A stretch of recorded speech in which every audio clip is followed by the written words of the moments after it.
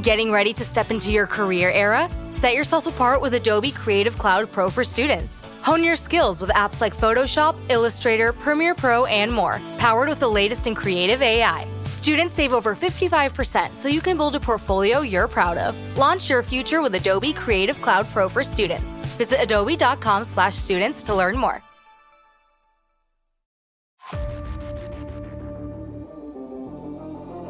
This is the FPL Draft Zone, your fantasy team's best signing of the season. It's taken a while, but FPL Draft is here. We take a look at all the new features and give our verdict, and we have 5 hot takes that could help you win your draft league. Woof.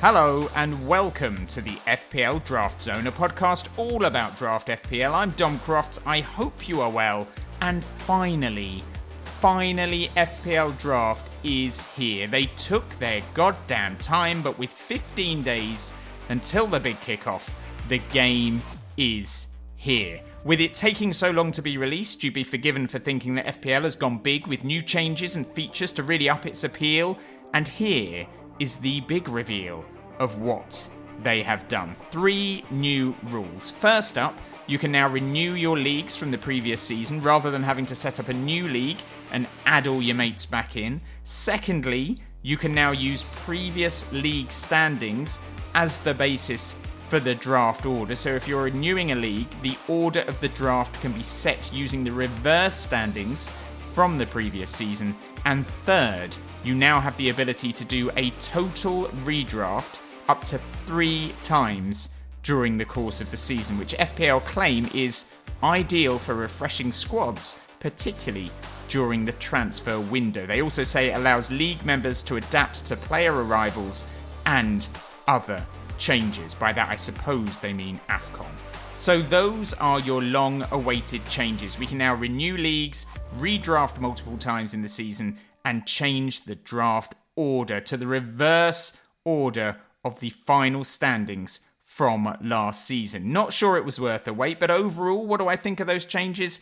I would say a mixed bag. Renewing the leagues, I like, although when I tried to renew mine, I couldn't, so I'm not sure if it's even working as an option right now. Hopefully they will be able to fix that soon. And being able to choose the draft order based on last season's standings is a great addition, although maybe it's one to introduce as an option this season, but actually integrate into your leagues next season so everyone knows what they're signing up for from the outset. It would also be nice to be able to choose the draft order, which you currently can't do. And then there is this redraft option. I understand why they have done this, to keep managers at the bottom of the league engaged and to give them a second, a third, or a fourth chance at redemption. But in my opinion, FPL would have been much better off giving managers the chance to create a cup in the middle of the season, an alternative competition to keep people interested, rather than basically redrafting. Doing redrafts, in my opinion, sort of devalues the actual draft. It undermines the research and the work that the managers put into it, and it seems like it's a bit of an equivalent to the FPL's Second Chance League. It just sort of cheapens the whole thing, in my view. If you want to do another draft midway through the season, there's nothing stopping you from setting up another league and doing another draft. If they want to keep managers engaged, there are loads of other ways to do it. As I say, cup competitions, manager of the month reveals. But I think the redraft idea is a little bit stinky. There's also been no update on how the waivers work, which is a shame. There's still no auction option, which would have been challenging, but would have been very nice if they'd gone there. But there we go. That is the game's launch dealt with. It didn't take too long, did it? But at least now we can make our shortlists, we can do our mock drafts, and we can actually pencil in that all-important draft night. And I'm going to be doing mock drafts left, right, and centre over the next few days. So hopefully I will see you in a few of them. Today, though, we're going to focus on 5 hot takes for the season ahead. And beware, these takes are going to be red hot and roasting. They are not your obvious calls. They may well backfire spectacularly, but we're going to die on these hills if it's the last thing we do. So prepare to raise your eyebrows. Prepare to question our very sanity. Prepare to go to places you never thought you'd go before, because you're about to enter a world of vibes, of gut instinct, and maybe, just maybe, a little bit of logic as well. So let's kick things off with hot take number 1. Martin Odegaard will be Arsenal's player of the season. Yes, you heard me right. Martin Odegaard is going to be Arsenal's player of the season, and he will get more FPL points than he has ever done before. Therefore, he should be in your thoughts for draft night. Here's the reasons why.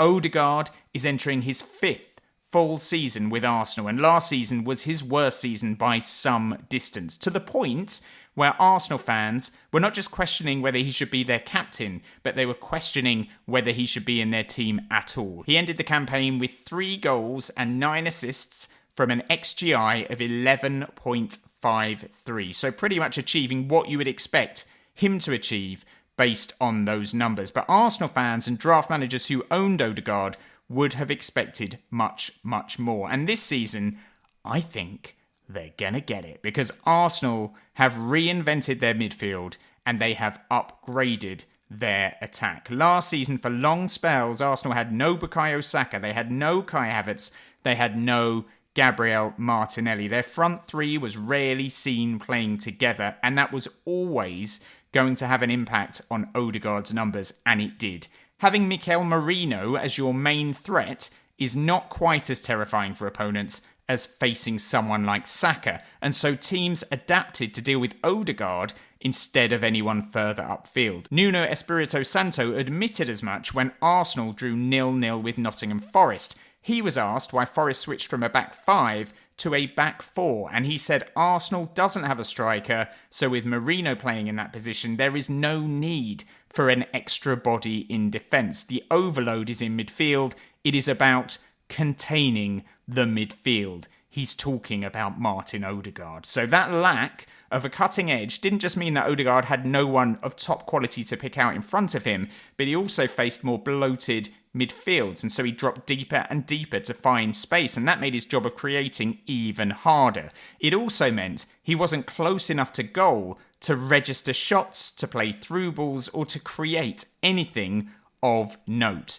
But this year, Arsenal have brought in Martin Zubimendi as their new number 6, and he is someone who is 2-footed and who can break the lines with incisive passing and clipped balls over the top. Balls over the top that should suit their new striker, Victor Gyökeres. Having Zubimendi there should see Odegaard play further forward, and that should give him the chance to focus on his job of creating for a front 3 that should be much stronger this year than last year. Arsenal have also brought in Noni Madueke, who is another additional tool they can use to break down defensive. He is a player who will commit defenders in the same way Saka does, and with 2 wingers who aren't afraid to beat their opponents, and with a striker who is prepared to run all day long, the pitch should get stretched, and that means that Odegaard should benefit. Football fans also have pretty short memories. Odegaard was Arsenal's player of the season in both the 2023-24 season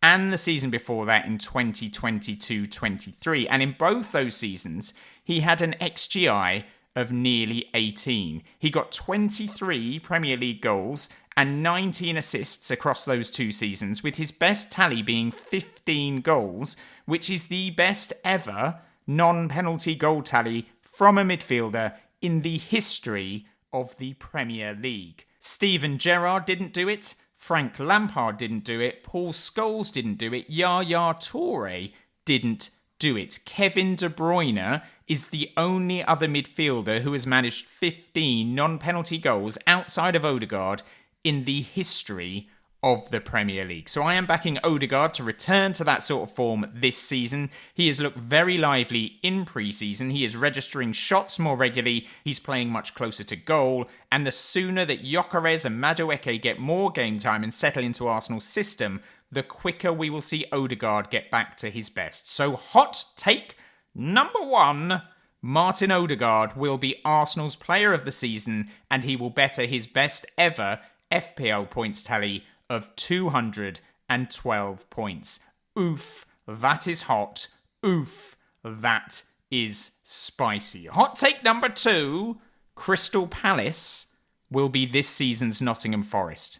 Yeah, you heard me. Last year, Forest were brilliant. They qualified for Europe, they nearly made it all the way to the Champions League, and they gave their fans memories that will last a lifetime. Crystal Palace did the same, but they did it in the FA Cup. In the Premier League, they did what they always do. They finished mid-table, they had some good moments, they had some bad moments. They ended up 12th. They ended up 12 points behind Nottingham Forest. But I fancy this season to be very, very different. I fancy Palace to push on, with or without Eberechi Eze, I should say, who may be on his way out of the club.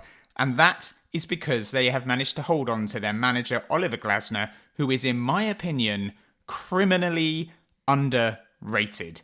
Glasner will always be known as the man who guided Palace to their first ever trophy. Well done him. But he has also broken numerous under-the-radar records in the league for Palace. Last season's points tally was a record, and that was despite starting the season with 5 defeats and 3 draws in their opening 8 games. They also went a record 560 minutes on the road without conceding between January and April. They went a record 10 games unbeaten between November and April. They finished the season unbeaten in their final 6 home games, which equaled their best ever run in the Premier League.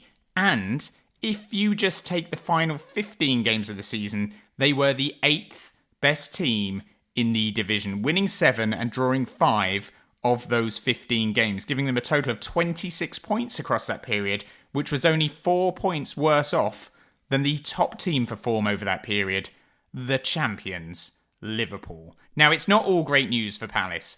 Eze may leave, Gahey may leave. Glasner has already said he's disappointed with the lack of signings the club has made, and he has warned that they may be in for a rough start. They've also had the whole Europa League thing to contend with, which is bound to be a bit of a distraction. But despite all that, their pre-season form has been decent. All the usual suspects are doing well. Mateta, Munoz, Eze, Mitchell, Lacroix, they've all looked good. And with Glasner at the helm, I expect them to go from strength to strength. Their first 5 games are away at Chelsea, who have not played since their Club World Cup exploits, at home to Forest, away at Villa, and then at home to Sunderland, and away at West Ham. And Glasner knows how to get results on the road, so he should not be going into a game at Stamford Bridge or a game at Villa Park worried, waving a white flag, because Crystal Palace actually earned more points per game away from home last season than they did at home. So I am backing Palace to have another record-breaking season. I am backing them to finish in their highest ever league position, and I think they will be challenging for a European place at the end of their campaign. Is that spicy enough for you? If not, let's go with hot take number 3. Mohamed Salah should not be the number 1 pick in draft. There, I said it. Do I believe it? I'm not 100% sure, but let's try and push this argument as far as we can and see where it leads. First up, Mo Salah. Last season was absolutely ridiculous. 47 attacking returns in the equivalent of 37 and a half games. That is a joke. He overshot his XG by 4. He overshot his XA by 9. And he stayed fit all season long despite being 32 years of age. An old boy, by the way. He's now 33. Can he keep up that level of performance again? Well, in the previous season, he got 30 attacking returns from an expected goal involvement of 28.36, so much more where you would expect him to be. And the season before that, it was 32 attacking returns from an XGI of 28.04, so still overperforming, but not to the insane levels that he did last season. In addition, this season, Liverpool have revamped their attack, and that should see those attacking returns shared around a little bit more. Ekitike and Florian Wirtz will be looking to get in on some of those Gs and some of those As, as will Cody Gakpo. And if Alexander Isak joins as well, then there is going to be a lot of goal-hungry players in that front line, and that may see Salah's goal tally and assist tally dwindle. And not only that, my friends, if I have not convinced you yet, hear this. Mo Salah is also going to be heading to the African Cup of Nations in December, which if Egypt make the final, could see him miss between 6 and 8 game weeks. It starts on the 21st of December. It runs through until the 18th of January. You can expect Salah to be leaving a week before the tournament even starts to join his country in training, and if they win, he'll probably hang around for a bit for a celebration parade. So if all that happens, he could miss game week 16 to 22. And last season, game week 16 to 22 were gold for Mo Salah. It would have knocked his points tally down if he hadn't been there by 63 points. Yes, he would still have easily been the highest point scorer in the game, but I'm trying, guys. Hear me out. I'm trying. In my opinion, and I'm saying this with utter conviction, Erling Haaland should be the number one pick this season in draft. Why? Well, let me tell you. Positional scarcity, a very important factor in draft. There are only 69 forwards in the game. There are 290 midfielders. If you drafted Haaland first in a 10-team league, the chances are you would be able to get a piece of the Liverpool attacking pie in round 2.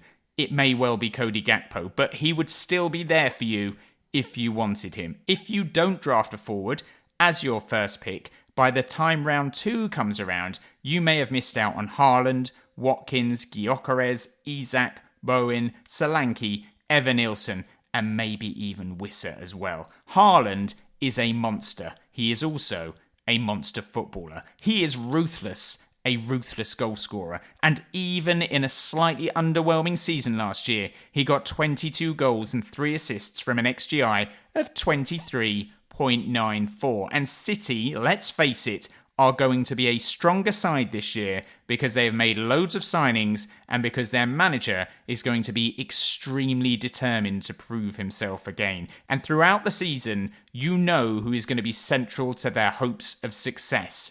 Erling Haaland. In the 2 seasons previous to last year, his XGI was over 31 on both occasions, and his attacking returns were 35 and 45 respectively. Salah is not the only XG overperformer here, guys. Also, Salah, without those AFCON points, 10 fewer attacking returns. If AFCON had happened last season, he would have had 10 fewer attacking returns, which would have meant he'd only have had 37 attacking returns in the most ridiculous season of all time. So I am backing Big Earl to outscore Big Mo, and that is the end of it. No further questions, Your Honour. Hot take number 4. Newcastle assets are not worth investing in, and if you want to do it, wait until mid to late rounds.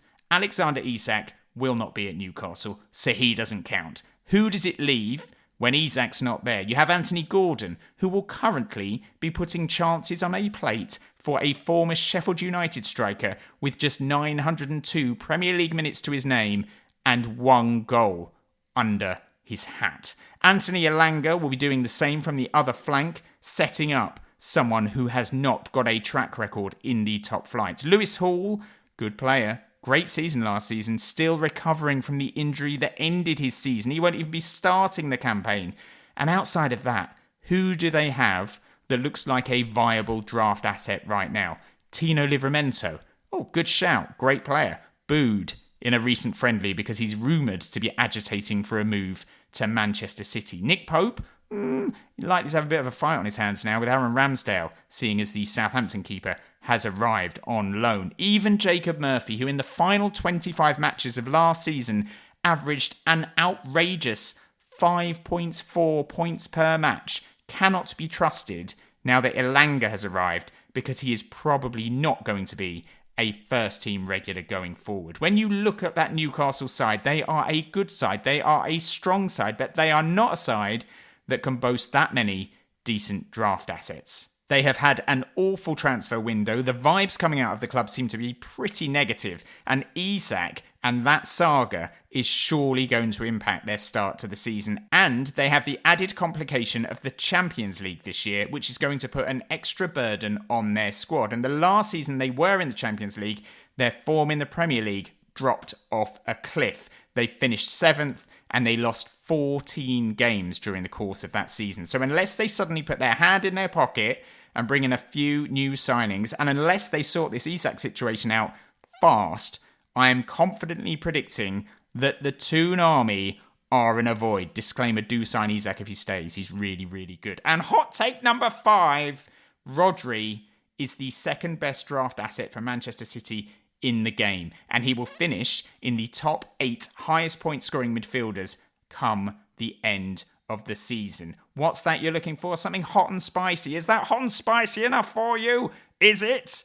We mentioned this, of course, on the previous pod, but it's worth going over again. Rodri's last full season with Manchester City was actually amazing for a midfielder who is basically a defensive-minded number 6. He finished the 2023-2024 season with 8 goals and 10 assists from 2,931 minutes, which works out at just over 32 games worth of action. And that means he was getting at least one attacking return every 2 matches. And that was before the new defensive contributions rule came into play. If that had existed during that campaign, he would have finished with 191 points. And 191 points in last season's midfield standings would have put Rodri as the 4th highest point scoring midfielder, behind only Mo Salah, Brian Mbeumo and Cole Palmer.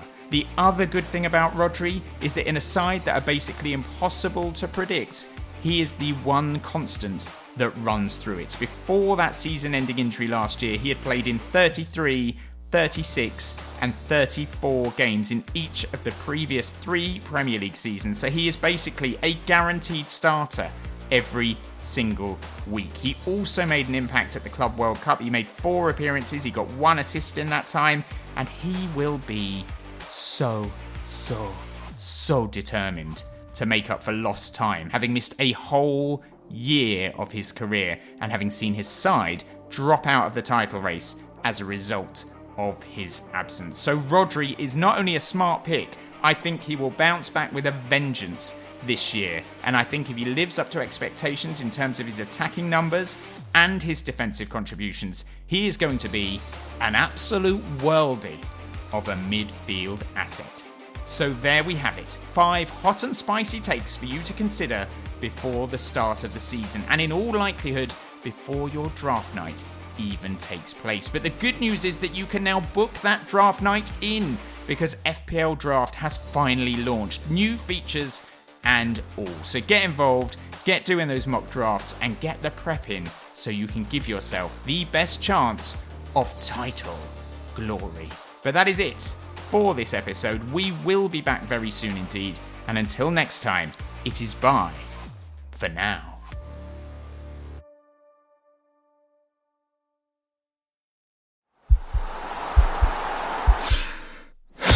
This podcast is part of the Sports Social Podcast Network.